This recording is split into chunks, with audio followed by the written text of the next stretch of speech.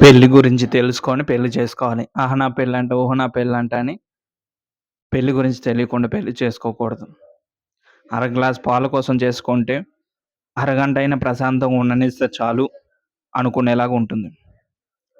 ఒక అరగంటైనా ప్రశాంతంగా ఉండనివ్వరు. మీకోసం ఏం చేయాలి?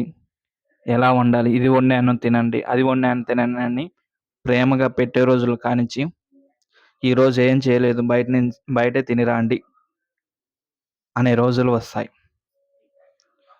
వాళ్ళకి తెలీదు. బయట తిని రావచ్చు. బయట తింటేనే బాగుంటుందని. హమ్మయ్య! ఈరోజు ఒక్కసారైనా ప్రశాంతంగా ఉండొచ్చని అనిపిస్తది బయట తింటుంటే. వాళ్ళు చేసిన వంటలు ఆహ్, కారం ఎక్కువ అవ్వటమో, ఉప్పు తక్కువ అవ్వటమో, ఉప్పు ఎక్కువ అవ్వటమో, ఏది ఎలా చేస్తారో కూడా తెలీదు. కొత్త కొత్త పేర్లతో కొత్త కొత్త ప్రయత్నాలు చేస్తారు. వింత వింత వస్తువులు, వింత వింత వంటకాలు బయటకొస్తాయి.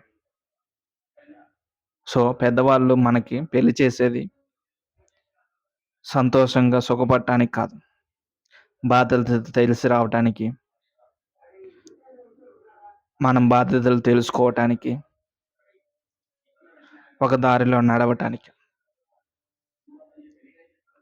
అలాంటి దారికి మంచి నిదర్శనం పెళ్ళాం. అందుకే పెళ్లి గురించి తెలుసుకొని పెళ్లి చేసుకోవాలి. అందరిని అర్థం చేసుకుంటే బాగుంటుంది. అర్థం చేసుకోకపోతే నరకంలాగుంటుంది. ఎంత అర్థం చేసుకున్నా ఏదో ఒక విషయం తెలుసుకోవాల్సొస్తా ఉంటుంది. ముసలోళ్ళ దాకా కొత్త కొత్త విషయాలు వాళ్ళ నుంచి బయటకొస్తా ఉంటాయి. ముసలోళ్ళయిన తర్వాత కూడా ఇంకా అర్థం కాలేదా అని అనిపిస్తది. ముసలోళ్ళ దాకా భరించాలి. బాధను పంచుకోవాలి. బ్రతకాలి.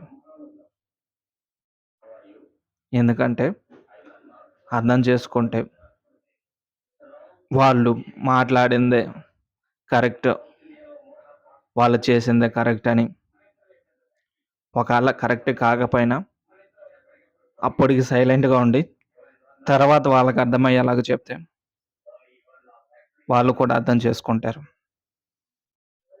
అర్థం చేసుకొని వాళ్ళ తప్పు వాళ్ళు తెలుసుకుంటారు. వాళ్ళు చెప్పేటప్పుడే మనం కూడా ఎదురు దాడి చేస్తే మాత్రం యుద్ధమే. చెంబులు, తెపాలాలు ఇంకే వస్తువులు పడితే అవి పగులుతా ఉంటాయి. మన మీదకి వస్తా ఉంటాయి. వాళ్ళకి తెలియని ఆయుధాలు లేవు.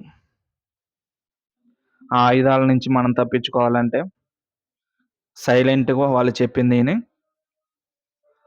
ప్రశాంతంగా ఉన్నప్పుడు, వాళ్ళ మూడ్ బాగున్నప్పుడు వాళ్ళకి అర్థమయ్యేలా చెప్పాలి.